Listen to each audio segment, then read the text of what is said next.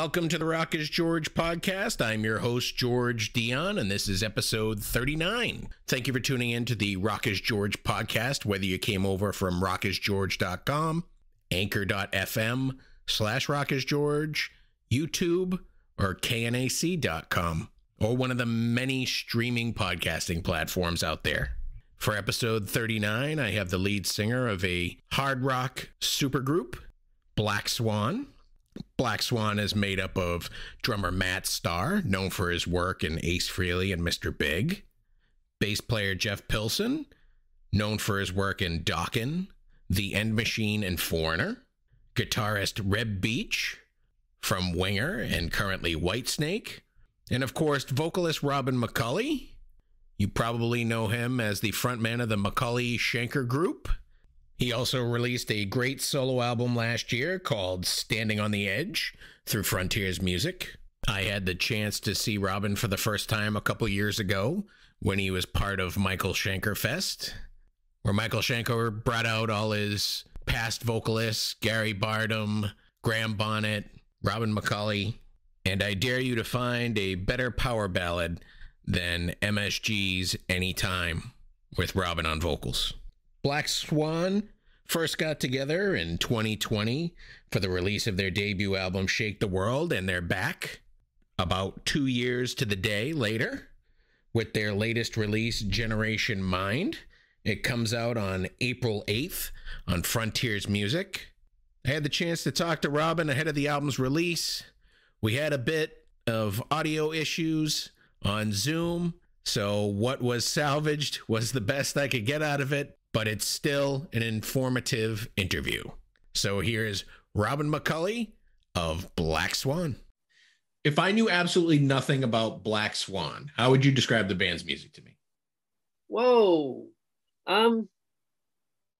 Well, I suppose that it's classic rock, but it's hard and heavy classic rock. Hard to get out of the genre of classic rock with those of the band, but we like to put our little touch on the music. Yeah, absolutely. It's not your typical classic rock. Yeah. Yeah, you definitely have your own sound with, Reb Beach and Jeff Pilson coming out of Dawkins. Well, Reb was in Winger as well, and Matt Starr from Ace Frehley. How did you guys all get together? Was this something one of you put together or something Frontiers put together? Frontiers actually pre-pandemic had approached me about a year prior to the pandemic thing.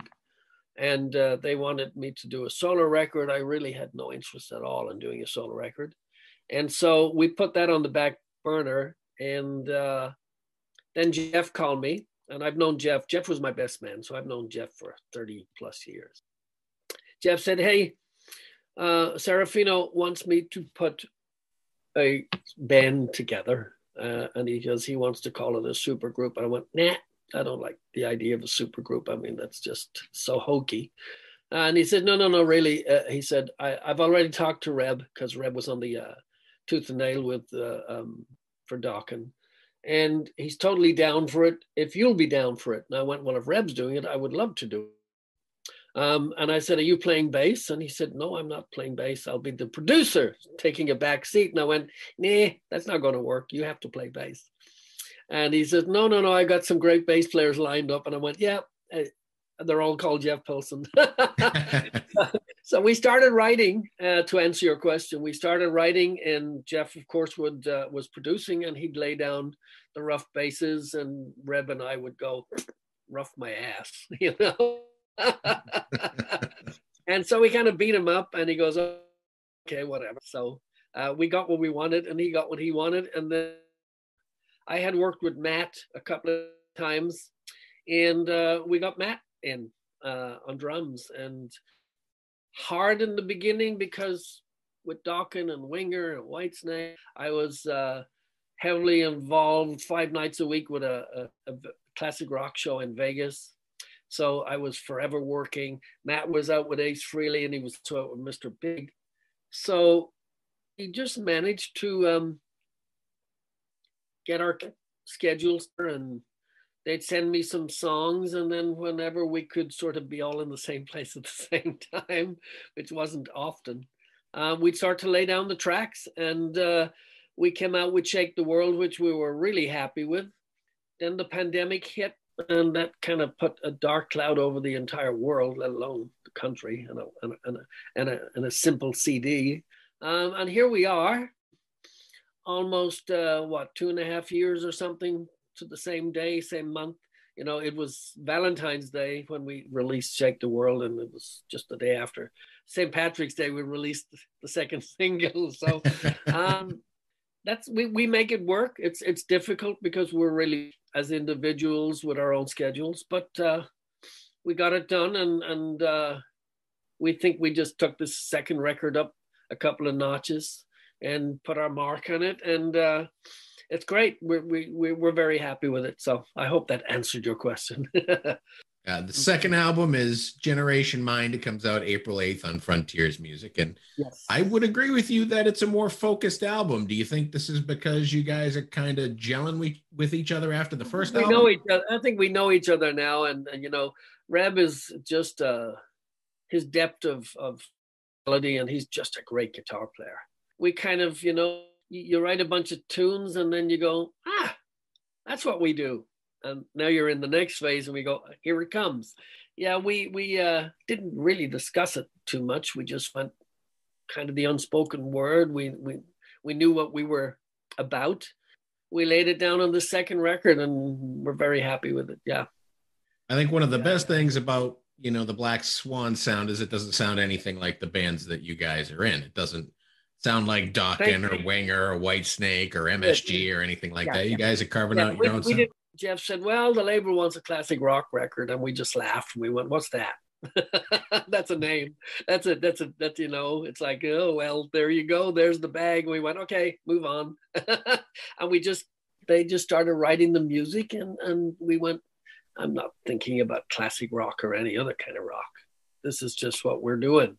Yeah. And I think we definitely have our Black Swan sound, whatever that is, but it's just who we are, and can't do any more than that, really. Well, let's talk a little bit about the singles that you've released. Let's talk about the story behind Generation Mind. The new age of kids, radical thinking. They don't think like us old guys do.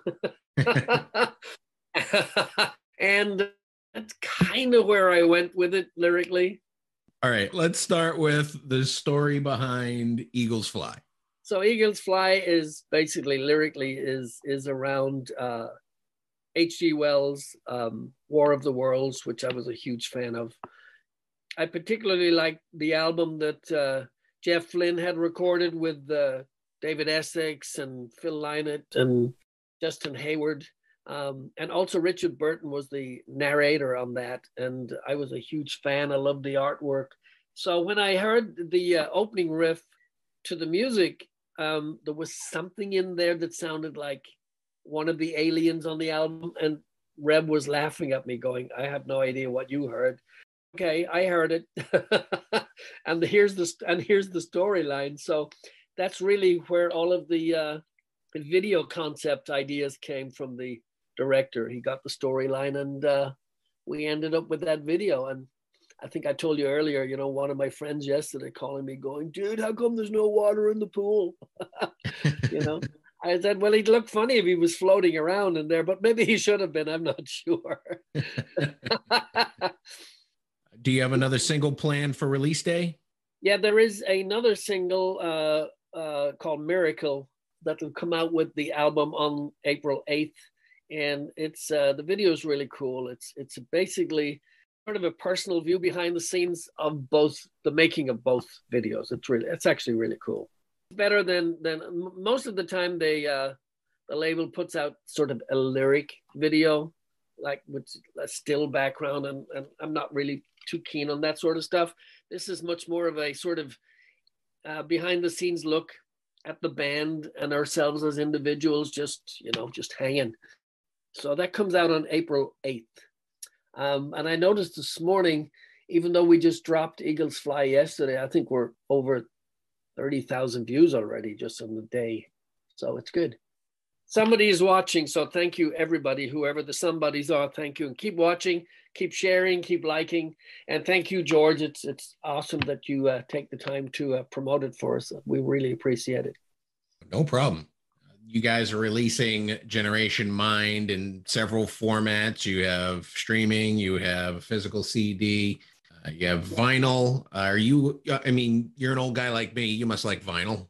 Love the vinyl. And one of my sons, my son Casey, who, by the way, also sings backup on this record and sang backup on Shake the World also. And he's a great guitar player. He just loves to get involved. He loves to come to the studio with me. He's got a really cool setup. He loves vinyl. He's got a great collection of vinyl. And the vinyl for this is really cool. I think it's a crystal finish on this one. It looks really awesome. And the artwork, Stan Decker, again, he did the first record on Shake the World. He did the artwork for that, and he did the artwork for this, which I absolutely love. He's very, very talented. We worked hard to get the artwork for this one. Concept idea basically came out of the pandemic yet again. You may as well use the tools that are available to you, right? Back in the time of the Black Plague, they used to wear a mask, and they were known as plague doctors. We wanted a more sort of alien, ominous-looking face, and we worked hard, and we got the colors right and everything. I love it. I think it's great. Looks good on a T-shirt too, by the way, which you can also buy. You can also buy from the label. So, lots of stuff. Nothing wrong with shameless self-promotion. I know, I'm sorry, you did ask. I know, you opened the door and Mccully will run with it. Well, you didn't mention the cassette. You guys actually have this in cassette format. I know, when I saw that, I'm going, does anybody have a cassette player? No. I don't know, you know. I know somewhere in my garage, in a box somewhere, I probably have a number of the old, do you remember the old Walkman? Yeah. Yeah, right. I'm sure I have a couple somewhere. I'm not going to go looking for them. But it's got to be the people driving around in 1988 Ford Escorts. Well, there you have it. And they would have a cassette player. That's right. Right. And they will probably look really cool. And as long as they have a what was it, a pencil or something, you know, when the tape gets unraveled, they can wind it back in. Are you going to be able to bring Black Swan out on the road at some point? Oh Lord. Jeff posted a comment yesterday. He said, as soon as Foreigner is not playing live, and as soon as Winger and Whitesnake and Ace Frehley and I'm not on tour with Schenker, then we will definitely do it. We would love to play a couple of festivals, because we feel it would be the perfect stage, no pun intended, a certain amount of people in the same place at the same time, and it would be sort of instant exposure for Black Swan, as opposed to a tour that might not be so easy to put together. Some festivals would be great, because it would still entail the band coming together to rehearse and for the purpose of a show or a cruise or something, you know. That's probably the most, I don't want to say the easiest, but probably the best avenue we would most likely be able to take, because of the crazy schedules we have with all our individual projects. Yeah, I'd say the cruise is the way to go. Yeah. I have to admit, I've never been on a cruise. I've never been I've had the opportunity many times, and I went, nah, I don't want to go into a cruise. To me, it's like going into a cage and you can't get out of it. That's just me. I took a cruise when I got married the first time. I took a cruise from Massachusetts to Bermuda, and there just happened to be a hurricane out in the ocean. Oh my God. Oh, it was brutal. Oh, I can't even imagine. You're trying to walk down the hall and you're going far left, and then you're going far right, and there's people sitting at the bar still, and they're trying to drink while they're leaning to the left and the right. It was comical. Looking back, I'm like, I should have been more scared. Yeah. Oh dear. Yeah. Not for me.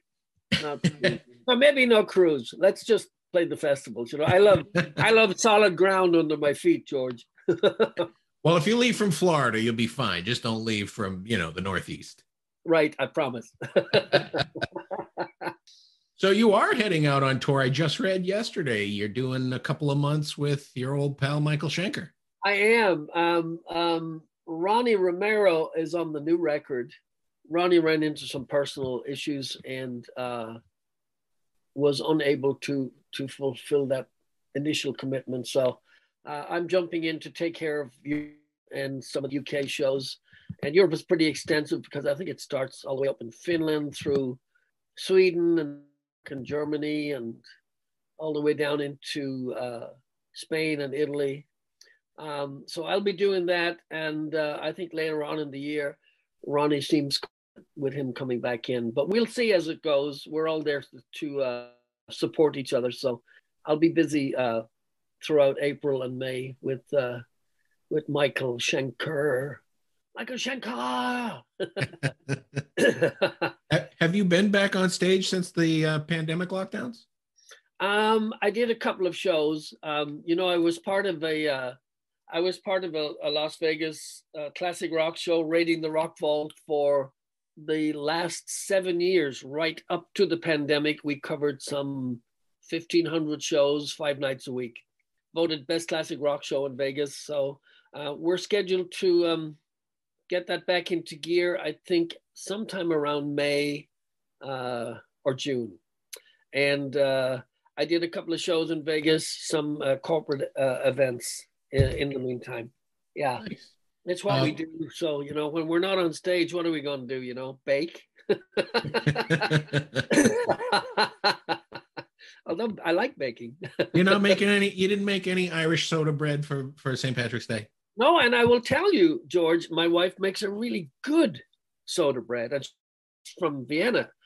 She has all of the old family recipes, so she's pretty good. But I didn't have any yesterday, and I didn't have any Guinness yesterday. What's my problem? And I don't eat red meat, so I can't have the corned beef. So what am I supposed to do? What is it? Beyond meatless? I don't know. Yeah, I don't think they do a corned beef yet. No, no, they don't. I don't know. My son loves that stuff. So it's all peas. And I've tried it. What did you say? Peas? It's all peas. Oh, it is? Yeah, it's pea protein. Yep. Oh, well, that can't be bad, I suppose. It's not bad. It's just weird. It's just weird. Well, if you like meat, I guess it's peas are a sorrowful substitute.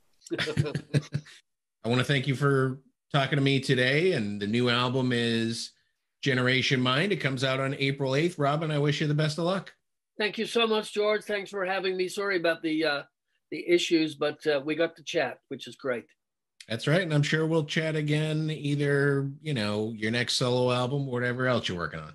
Thank you. I'm working on the solo right now and a couple of other projects that you will hear from me. I think in about 3 weeks, I did a record in the UK for Escape Records, and I did a remake of Blue Oyster Cult's Don't Fear the Reaper, and that single will be out in about a week, maybe 2 weeks. Thank you, and stay well, sir. Once again, I'd like to thank Robin McCully for coming on the Rockish George podcast. Be sure to check out the new album by Black Swan. It's called Generation Mind. If you like what you hear, make sure you buy a physical copy. Support the artist. The album's on sale at the Frontiers Music Shop. I'd also like to thank Dustin Hardman of Hardman Promotions and Frontiers Music for making this interview possible.